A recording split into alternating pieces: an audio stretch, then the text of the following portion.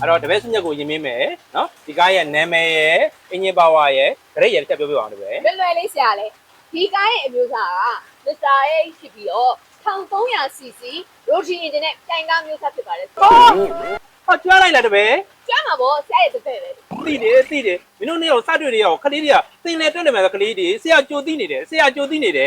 ဟိုဒါနဲ့ဟိုကားနဲ့ပတ်သက်တာတော့အကုန်သိကြပါပြီဆိုတော့မသိတာဗာများရှိကြသေးတယ် ရှိတော့ဗျာ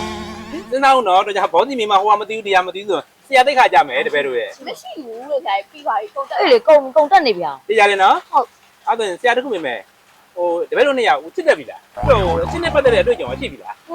ဆရာလဲဘိုင်လာမေးလူခုမှကလေးပေါက်စားလေးပဲရှိသေးတာချစ်ဆရာကြီး